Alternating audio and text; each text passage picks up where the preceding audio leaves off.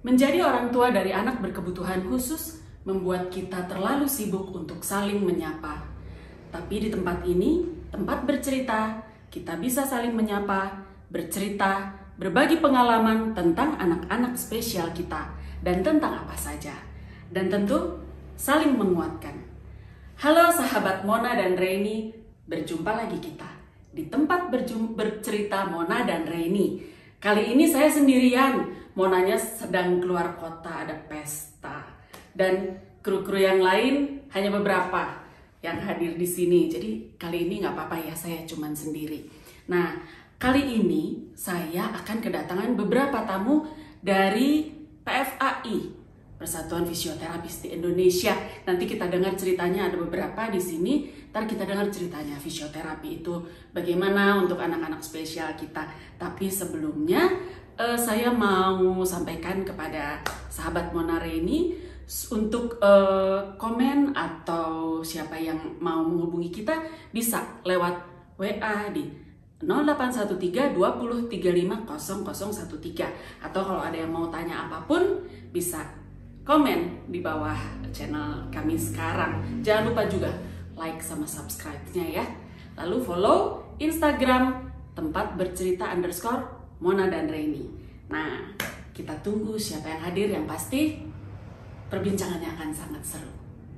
Kembali lagi di tempat bercerita Mona dan Reni. Sahabat Mona Reni, kita sekarang kedatangan banyak tamu. Kali ini biasanya cuma satu orang, sekarang rame-rame nih. Seperti yang tadi saya sampaikan, hari ini tempat bercerita Mona dan Reni kedatangan tamu-tamu dari PFAI. PFAI adalah Perhimpunan Fisioterapis Anak Indonesia Cabang Bandung. Ibu ketuanya yang itu, yang paling ujung, Mbak Anik. Mbak Anik waktu itu episode ke berapa gitu sempat hadir juga di tempat bercerita Mona dan Reni. Nah, kali ini Mbak Anik dengan teman-temannya silahkan memperkenalkan diri dulu. Yang itu udah Mbak Anik udah kenal semua. Lalu yang ini saya Bu Nelly dari RSAS Rumah Sakit Hasan Sadikin Bandung. Yang ini saya Ibu Rini, saya dari Sekolah dan Terapi Anak Berkebutuhan Khusus Risantia. Mas. Saya Tri dari Rumah Sakit Melinda 2 CDC. Oke.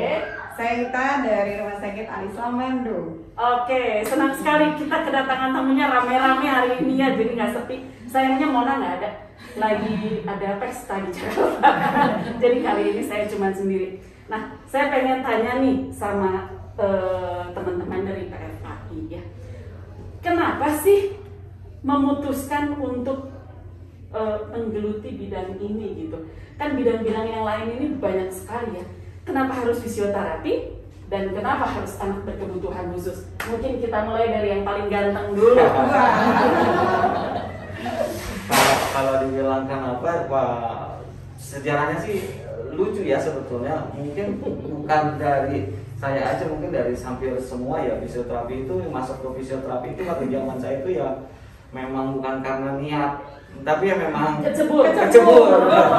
Cuma ya setelah kita jalanin, ya ternyata yang memang di situ penuh dengan ini ya, penuh dengan tantangan ya. Kalau menurut saya sendiri itu fisioterapi itu bukan hanya keilmuan, tapi juga itu penuh dengan apa ya, seni ya. Kalau untuk saya, apalagi untuk anak-anak berkebutuhan itu butuh banget yang namanya apa ya, menggunakan benar-benar pakai hati gitu ya. Nggak bisa langsung apa ya, nggak bisa langsung ya. Memang banyak ininya sih, banyak seninya, banyak ininya menurut saya sih. Banyak seninya. Kalau orang tua kita udah nggak bisa bilang seni itu.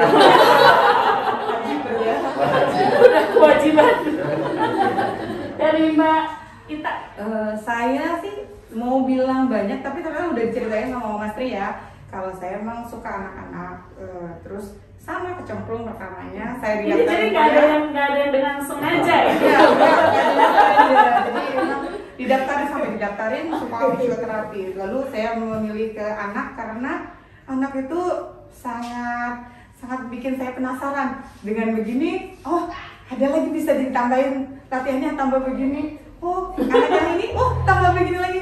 Kan kalau tumbuh kembang biasa kan anak lahir yang tidak ada masalah, biasanya dengan sendirinya akan sudah mampu berjalan. Sedangkan pada saat saya menjadi fisioterapi anak, perubahan atau perkembangan dia mampu mengangkat kepala aja, aduh, Udah bahagia luar biasa ya. Iya betul. Nah itu, jadi di situ saya merasa wah bener-bener di sini nih sedikit pun perbaikan atau sedikit pun perkembangannya tuh membuat saya terapisnya seneng. Apalagi orang tuanya. Saya sih gitu. Mbak, Ya, kalau saya sih sama Bu. sama ya? Kecemplung juga sama? Karena kalau saya sendiri sih waktu itu orang tua. Oh gitu? Orang tua saya menginginkan saya harus di kesehatan dan fisioterapi karena kakak Oh, waktu bisa? itu kakak saya daftar fisioterapi gak terima karena tingginya kurang. Gitu ceritanya. Ada kalau zaman Ada. zaman saya sama itu Pokoknya ada pramugari.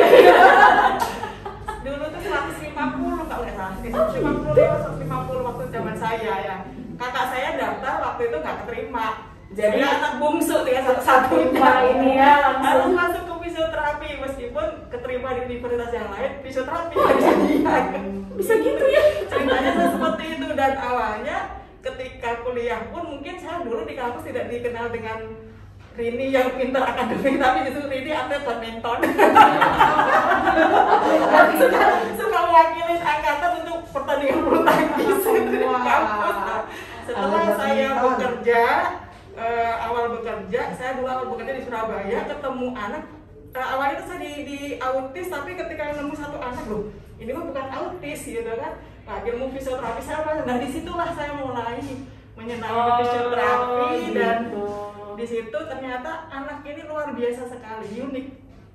Dan dari anak inilah banyak ilmu yang saya peroleh sehingga semakin menyenangi lah dengan dunia anak. Tidak hanya di fisioterapinya, tapi juga kebetulan saya juga ortopedagog di dunia edukasinya pun membuat kita tertarik gitu. Kalau bukan kecemplung juga? Iya. Oh kecemplung juga. Saya dari Padang. Saya sama sekali nggak menang fisioterapi itu apa. Tapi kok enak dengar bunyi fisioterapi.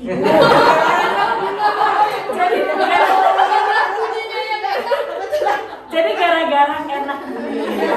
Saya dari Padang yang lulus itu cuma berdua. Saya pertama pinginnya ke gizi, nggak lulus gizi. Kiranya pilihan kedua saya jatuh ke fisioterapi. Saya dari Itu Padang. kuliahnya di mana? Di Solo. Saya di Oh, ke Solo. Saya kuliah di Solo. 3 tahun saya selesai. Saya pindah lagi ke Padang. Penempatan saya di Padang. Saya balik ke Bukit Tinggi penempatan saya. Waktu itu saya nggak ada anak. Bukit Tinggi itu jarang. Waktu itu di Padang tuh jarang ya. Jadi menangani apa? Dewasa. Oh dewasa. Saya Oh, untuk oke. dewasa, nggak belum ke anak. Karena di sana itu jarang pasien anak ya waktu itu. Jadi saya nggak punya anak. Mungkin pemahamannya belum Iya, sampai ya. Jadi saya belum nemu yang anak, belum pernah megang anak. CP itu nggak ada. Setelah saya pindah ke Hasan Sadikin, Baru. banyak. Terus saya terjun kan langsung ke anak. Sampai pasien saya itu 15 orang anak saya sehari megang. Oh iya. Kayaknya panggilan hati ya. Kalau nggak panggilan hati dia nggak bisa deh. 15 itu berarti 15 jam. 15 jam. Di gimnasium itu saya ngumpet. Keluar itu anak itu. Bareng-bareng kali ya Bun? Saya sendiri. Enggak, maksudnya pasiennya dimasukin bareng. Iya, bareng. Oh, jadi 15 jam. Jadi sendiri. Tidur mungkin ya. Kalau 15 jam saya harus lapor tidak nakal. Hah? Sendiri. Tapi sekarang sedikit kita udah pakai divisi ya. Bisa megang divisi pediatri daftar. Oh, oke. Nah, Mbak Ani, ini kembali ke Mbak Ani ini semua orang tua anak berkebutuhan khusus di Bandung kenal Mbak Ani. Mbak Ani nemu orang-orang ini di mana? Nemu di mana? Nggak perlu nemu, mereka datang kan sama dengan saya juga datang gitu kan. Jadi waktu itu adanya perhimpunan fisioterapi anak Indonesia itu kan sekitar 4 tahun yang lalu ya? Ya, 4 atau 5 tahun? 5 tahun yang lalu. 5 tahun yang lalu, Selesai. kami lagi ada acara pelatihan gitu, pelatihan untuk menangani anak berkebutuhan khusus. Terus kemudian kita sepakat untuk membuat perhimpunan. Jadi disitulah kemudian kami memilih orang-orang yang bisa menyediakan diri untuk menjadi pengurus. Oh, jadi ini pengurus semua? Pengurus luar biasa. Ini yang baru sih. Pendatang baru. Kita pengurus, ini pendatang baru. Iya. Kalau Nanti dia- kita lengkapin jadi pengurus. Oh, iya. Tenang aja. Sebentar lagi masa jabatan Bagian konsumsi. Iya. Jangan aja. Gitu ceritanya. Jadi ya kami ya tapi ternyata memang yang aktif ya yang pengurus Gitu aja. Betul. Ada anggota Kami banyak. juga yang aktif yang itu aja. Jadi sepertinya itu budaya memang. Iya, iya, Siapa iya. yang jadi pengurus itu yang aktif. Siapa yang aktif itu yang jadi pengurus gitu. Betul, Ya, betul. balik. Nanti gantian, abis ini ketuanya ini. Nah, Iya. Iya, Karena kaderisasi itu juga kan nggak mudah ya. Iya, betul. Bentar ya. Iya, muternya di situ lagi. Pokoknya ganti siapa sih ini? Iya, tinggal tunjuk. Ya seru ya sahabat Monara ini. Kita nanti lanjutkan dengan yang lebih seru lagi sesaat lagi. Sahabat Monara ini kembali lagi di tempat bercerita. Mona dan Reni masih dengan teman-teman saya yang seru-seru banget ini ya, 5 orang teman saya. Nah, saya pengen tanya nih, anak-anak ini kan macem-macem ya, anak-anak berkebutuhan khusus ini. Jangankan ABK ya, anak reguler aja mereka hadir dengan keunikannya masing-masing. Apalagi yang ABK gitu. Ada nggak masalah yang pelik banget gitu sampai tidak terselesaikan masalahnya? Dari siapa dulu terserah. Diajarin ini nggak bisa, diajarin itu nggak bisa, sampai kayaknya ini masalahnya apa sih gitu. Pernah dapat nggak? Paling kalau saya pasien dengan ada anak berkebutuhan khusus terus punya keterbatasan seperti salah satu Down syndrome, terus mengalami masalah keuangan, perekonomiannya terganggu, lalu berat badan rendah, terus di jantung bocor, ditinggal orang tuanya, jadi single parents, jadi terus keluarga orang tuanya nggak dukung kalau dia gara-gara anak saya menikah dengan kamu dia jadi gitu. Nah seperti itu sebenarnya butuh dukungan keluarga yang sangat besar, Masih sangat ada? besar, masih sampai anaknya tidak mau ditunjukkan ke kita kasih, sampai kita support minuman ke orang lain, teman-teman sama Down syndrome misal ya, nggak mau ditunjukkan, terus kita bantu nih buat membantu memenuhi kebutuhan nutrisinya, kita bantu dengan susu ABC gitu. Nanti per beberapa bulan kita kesini, kita support buat bantu kontrol gizi, penuhi gizinya, terus ibunya gitu juga kita bantu kasih duit juga gitu. Yang penting mau datang gitu. Nah Tapi datang. datang sih 3 bulan pertama. 3 bulan selanjutnya, jadi di bulan keempat itu ada bilang, wah saya udah capek nganternya, terus keluarga nggak ada yang bantu, anak saya berat badannya nggak naik-naik, kontrol ini nggak cepat, nggak ada yang nganter, wah jadi saya ini sendiri hopeless. Aduh ya Allah, gimana masa saya harus antar gitu. Akhirnya sudah saya serahkan kita ke bidang PSM, bagian petugas sosial medis. Kita mohon bantuannya, selanjutnya ditangani oleh tim sosial medis. Masih berjalan. Kita dengar kabar duka karena ini ya anaknya meninggal di usia 14 bulan. Berat badannya tuh gak cuman berapa gitu, 9 kilo, 14 Berarti bulan. memang pemahaman itu pertama kali harus kita tekankan dulu pada orang tua. Nah lingkungan tuh inti Ya, dulu ya, gitu ya. yang penting banget. Pada keluarga inti. Setelah fase penerimaan selesai, baru kita harus belajar memahami, lalu menentukan apa yang harus kita lakukan. Karena anak ini kan memang harus bukan dikerjain, ditangani, harus ditangani. Kalau saya sama Mbak Ani, bahasanya udah saya kerjain Mbak. Biasanya memang seperti itu. Campur ini PR-nya dikerjakan. Jadi dikerjain. Ada nggak apa ya kasus yang wow gitu yang ini keren banget lah gitu, siapa yang punya anak pasien yang seperti itu, ini keren banget lah, entah anaknya jadi gimana gitu. Mas Tri ada? Ada sih. Ada ya? Beberapa ini yang kalau secara teori itu ada kasus yang apa namanya ya namanya sindrom epilepsi atau West syndrome. Itu tuh kalau memang dari referensi itu katanya ya itulah dari makan aja itu harus pakai sonde, untuk aktivitas fungsional aja katanya di situ tidak bisa. Tapi ya itu alhamdulillah itu sih kalau saya lihat lagi sih karena dukungan keluarga, bukan hanya inti ya, nenek, kakek itu itu beda banget, perubahannya itu beda banget. Alhamdulillah itu sekarang saya bukan saya kali ya, memang udah nasibnya untuk bagus jalan ya, alhamdulillah. Itu sih yang bikin saya takjub gitu, maksudnya ya tidak semua yang berdasarkan secara teori itu akan terjadi gitu, tapi ya memang nggak menutup, maksudnya bukan berarti kita nggak percaya dengan teori juga ya, enggak gitu, cuman ya memang harapan itu pasti akan selalu ada. Dan yang paling saya ngambil yang paling pentingnya itu sih dukungan keluarga itu yang memang sangat support system ya, dan itu bahasa keren. Mbak Ita, saya mau tanya, nah kok salah ya Mbak Rini? Nggak jadi ini ke saya. Sudah cukup. Ya baik. Saya mau nanya, kan ada fenomena begini nih ya, anak saya mah udah jalan, jadi nggak usah fisioterapi lagi, atau yang baru aja saya terima, anaknya udah terapi belum? Udah. Terapi apa? Terapi duduk. Nah, fisioterapi itu selalu dianalogikan dengan seperti itu.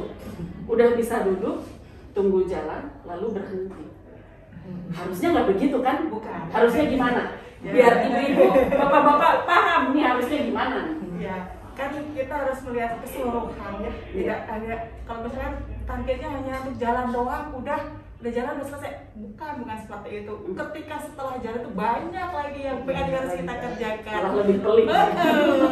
lebih ini lagi Bu. Jadi bagaimana kita nanti, saya punya pengalaman juga ya. Bagaimana nanti dia harus lari, bagaimana ketika dia jalan itu, ada kena senggolan dikit dia jatuh, bagaimana gitu kan. Nah di situ selain itu juga kan ada yang namanya lebih soft lagi kan, bagaimana mengkoordinasikan gerakannya. Kemudian dia kan tidak hanya fisiknya aja kan Bu, sebenarnya mampu kan kita juga ketika fisioterapi itu sebenarnya kita tidak hanya sekedar kalau orang kan banyak tekuk udah tuh jadi di jalan gitu kan. Sekarang kan banyak kan gitu Bu, kita kan ngomong apa adanya. Tapi makanya kenapa kami di komunitas juga kita pengen memberikan bahwa fisioterapi sebuah profesi di mana tidak hanya sekedar melakukan intervensi aja, tetapi kita juga ada bahwa orang tua pun terlibat menstimulasi, tidak hanya berhenti ketika udah jalan udah gitu. Bukan, permasalahan lebih panjang sekali gitu. Saya punya pengalaman, kebetulan di saya anaknya Siti, dia tuh udah jalan, kemudian kita otomatis kan kolaborasi ya Bu ya, kebutuhan anak itu tidak bisa jalan. Ternyata motorik harusnya belum bagus, dia belum bisa lurus. Oke, kita kolaborasi dengan operasi terapi. Bicaranya belum bagus, kita kolaborasi dengan terapi bicara. Disitulah kita akhirnya anak ini jadi berkembang jadi lebih bagus lagi. Kan harusnya seperti itu. Jadi sebaiknya ya kalau setelah saya pikir-pikir gitu ya, selain assessment pada awalnya, terapi ini juga harus melibatkan sebuah tim ya. Iya. Maksudnya jangan terapi visionya di sini, okupasinya nggak kenal, kayak ini nggak akan nyambung gitu kan ya. Sebaiknya begitu. Sebaiknya. Kenapa kita nggak bikin one stop terapi? Tunggu. Padahal saya baru ngajak Mbak Ani buka yuk gitu. Mbak Ani udah duluan. Tapi ini barangkali kalau memang ada jodohnya nanti saya bawa ilmu kolaborasinya untuk teman-teman sekalian. Mau lihat dari negara yang cukup bagus membangun kolaborasi. Nanti lihat langsung bisa. Aku nggak mau, aku mau bikin.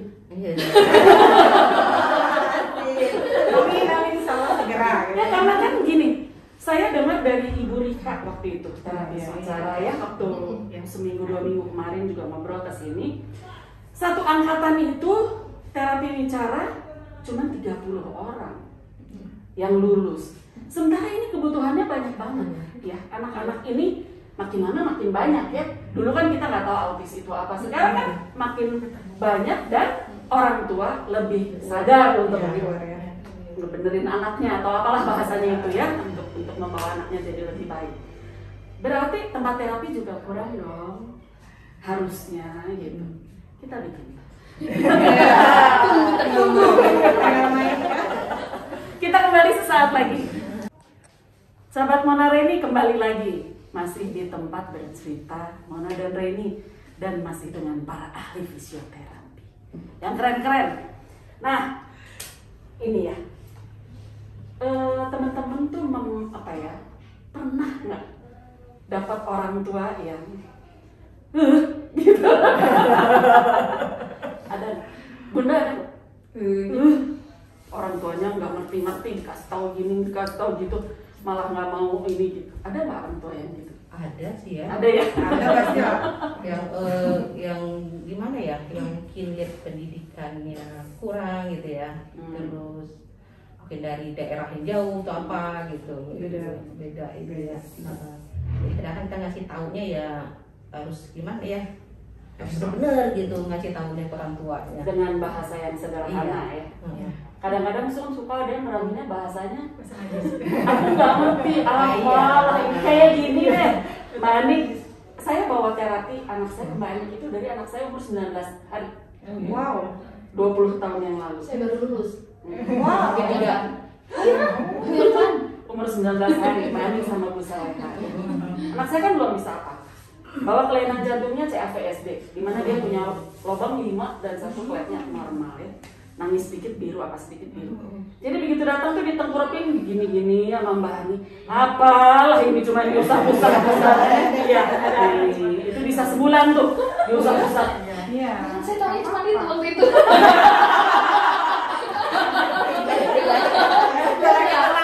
Namanya basic stimulasi doang gitu. Bulan depannya suruh kembali usap-usap. Terus tangannya ke atas, ke bawah, ke atas. Apalah ini.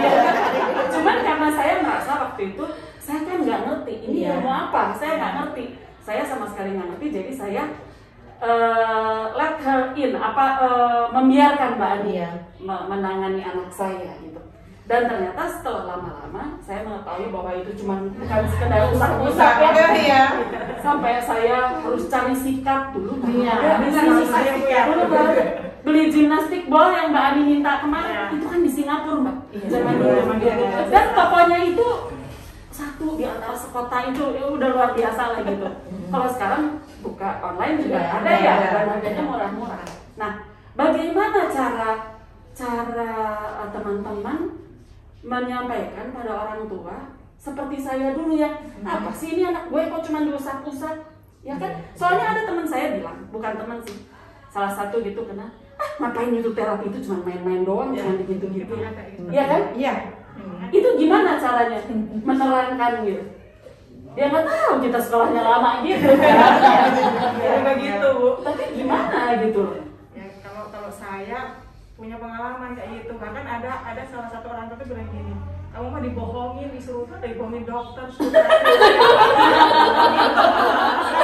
itu bohong, itu tuh bukan orang tuanya tapi tetangganya orang tua ya terapi sama saya gitu loh. Nah ketika itu kan sama untuk membuka wawasan orang tuanya, kita kasih tahu. Oh, ini tuh bukan cuma sekedar dielus, bukan cuma sekedar di mainannya itu ada tujuannya Bu, gitu kan? Bagaimana ketika dia kita elus ini menstimulasi apa sih kan gitu. Berarti Bu, sekarang kalau ibu dikali ketek, nah itu cuma gini terus ya. Diam apa nunggu apa sih Mbak? Biasanya kalau ini diginiin, ininya goyang. Apa sih? Di situ saya berusaha menggunakan bahasa yang seminimal mungkin bisa orang tua ngerti gitu. Nah, akhirnya mengerti nggak? Alhamdulillah. Alhamdulillah. Ya, anaknya pun berhasil berjalan dan dia Justru kemudian ketika tetangganya yang mencemooh dia itu, dia bilang dia cimopi, dia sampaikan ternyata anak yang mencemooh ini dia hiperaktif ketika sekolah berproblem gitu. PR lagi ya. Iya, dari situ lah dia baru merasakan, oh ternyata gini loh gitu. Dan memang orang tua tuh macam-macam ya, itu cerita yang satu. Saya cerita lagi ada ibunya itu di kesehatan, ibunya itu perawat, ada lagi ibunya dokter. Tapi ketika ke anaknya ini, jadi mereka itu karena merasa sibuk dengan pekerjaannya, akhirnya dilimpahkan anaknya ke neneknya. Ya, bisa bayangkan kan? Nah, di situ, nah kita berusaha masuk Ke neneknya. Iya. Bisa bayangkan kan neneknya. Bukan ke yang mana, tapi neneknya. Ibunya alasannya kerja. Jadi sebetulnya kalau saya pikir gini ya teman-teman, selain tugas teman-teman di bidang fisioterapi, ternyata ada pekerjaan tambahan memberi pemahaman terhadap orang tua yang seharusnya itu pekerjaan psikolog. Iya, kan? iya. Ya, tapi kalau Kalau sekarang tugas itu ini orientasinya kan kalau dulu itu namanya pasien center ya. Jadi Ya, saya ya. anaknya langsung. Tapi kalau yang sekarang kan family center. Iya. Jadi Oh. orang tua harus terlibat. Dilibatkan. Nanti kita berharap nanti bukan family center juga, tapi meso system. Ya, Semua ya, sistem ya. akan bekerja sama untuk membuat anak berkebutuhan khusus ini jauh bisa lebih berprogres optimal gitu, karena dukungan dari lingkungan masyarakat, dukungan Iya dari betul. keluarga. Karena kalau kita lihat di negara-negara maju kan, Begitu. kalau misalnya kita ada acara family day out untuk anak-anak berkebutuhan khusus itu, Iya. adiknya, kakaknya, papanya, mamanya, tantenya, Semuanya. semuanya ikut Semuanya. gitu. Iya. Jadi satu anak itu bisa bawa 12 Iya. dan itu buat saya sih dukungan yang luar Iya, biasa. bagus itu. Nah, Iya. iya. Gimana kita bisa menciptakan lingkungan yang menerima mereka? Dari Kalau keluarga. dari keluarga kita aja nggak kita ciptakan budaya seperti itu ya. Betul. Boro-boro mikir inklusi ya. Keluarga sendiri aja Iya, yang kira. Kan orang tua sekarang teriak-teriaknya inklusi. Iya. Iya. Ya. Padahal eksklusif. Iya. Sebetulnya dengan ada gini-gini juga ini eksklusif loh. Mbak.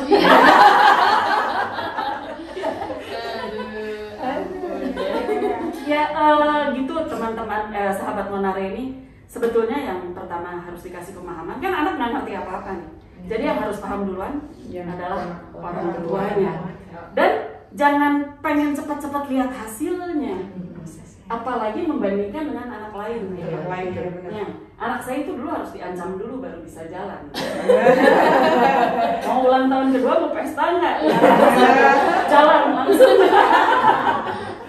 Gitu. Nah sekarang saya lihat ya di sini perbandingannya 4 perempuan dengan laki-laki, Ya. 1 laki-laki. Berarti 4:1.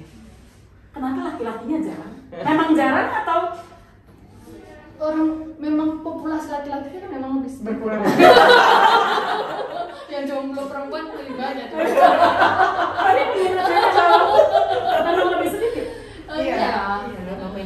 Peminat anak. Iya. Karena konotasi untuk mendidik anak-anak itu lebih ke ibu gitu, ke perempuan atau gimana? Entah loh. Enggak juga, karena sebenarnya secara populasi fisioterapi juga kalau begitu udah dengar nama pediatri gitu ya untuk anak-anak mereka langsung Takut. set. Menghindar. Walaupun kita nggak ada papanya nih, tapi kita nyebut di mana pediatri, ketua pula langsung set. Oh, iya, gitu. Serem. Ada tuh laki-laki kurang sabar juga ya. Enggak, Ada Kak. Sabar ya. Kalau dia asal sedikit pada nggak mau. Kemudian enggak. Tipis dong. Oh iya, Sabar. Lain itu orangnya dia. Sabar banget. Ya, memang sedikit jumlahnya ya. Nah, kalau PFAI sendiri ini satu perkumpulan yang independen kan? Maksudnya tidak terafiliasi dengan lembaga mana-mana. Tidak. Enggak, Hanya ya? dengan fisioterapi. Ikatan fisioterapi. Ya, Perhimpunan fisioterapi. fisioterapi. Ya, jadi tidak terafiliasi misalnya dengan rumah sakit A, B, C, enggak Oh, ya? enggak. Ya, jadi independen. Semua Ya. di Indonesia. Berarti duitnya cari sendiri kan? Ya, Betul. Nah, mengenai program, saya kemarin baca WA dari Mbak Ani, ada Salam Bakti Sosial Azapai itu apa? Bakti sosial. Bakti sosial, jadi kita kan biasanya kita mengadakan kegiatan yang sifatnya ke komunitas. Jadi kalau sekarang kan di masyarakat tuh ada komunitas-komunitas untuk anak disabilitas kayak komunitas cerebral palsy, bla bla bla gitu. Mereka kadang-kadang kan tidak terjamah, tidak masuk ke dalam ruang-ruang layanan kan. Iya. Nah, kita jemput bola. gitu. Gitu. Jadi ini memang apa ya? Sebenarnya agenda masuk ke agenda kegiatan program. ya, dan itu sudah inisiasi dari pusat. Oh begitu. Jadi sebenarnya kita itu melakukan delegasi instruksi dari fisioterapi pusat anak. Ada program selanjutnya? Ya pasti akan diagendakan ada untuk community. Untuk komunitas. Ya, karena kan kita harus ya ada sih, pokoknya ada sih Mbak sebenarnya. Nanti Kita tunggu gebrakan selanjutnya ya. Kami dari orang tua, saya dari Down Syndrome, Mona dari autis, juga mungkin ada Mbak Ari Ambarmina dari Siti, ya, dari teman-teman yang lain, dari Rumo, dari sebagainya. Terbantu banget lah dengan kegiatan ini. Tadi Down Syndrome sudah menjalankan kegiatan fisioterapi untuk anak-anak batita. Pasti mereka terbantu banget dan mereka akan kerjakan itu di rumah ya, mudah-mudahan. Oh iya betul. Jadi juga mau menjelaskan bahwa fisioterapi itu bukan kegiatan tapi profesi.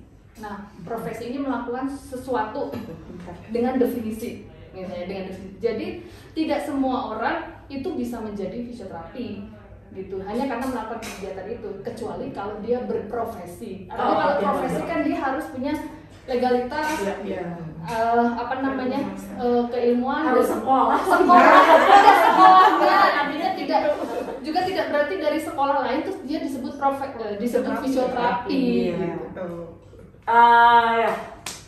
Begitu. Itu ada cerita di belakang itu sebetulnya. Ya, tapi menarik sih, ya, menarik maksudnya. Saya juga tidak tahu profesi ini, mungkin sampai sekarang saya tidak akan tahu kalau saya tidak punya anak Down syndrome, gitu ya.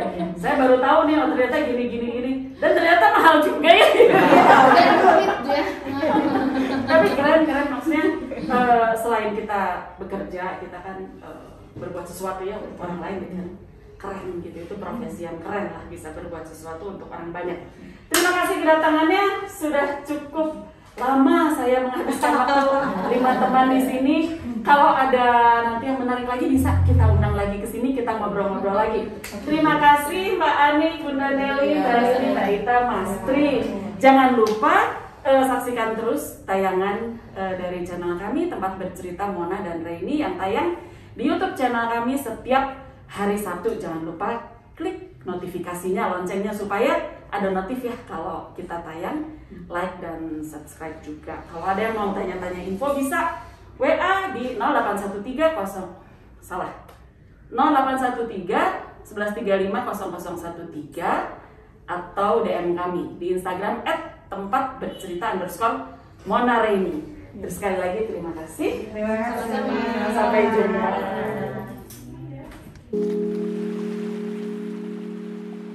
Thank you.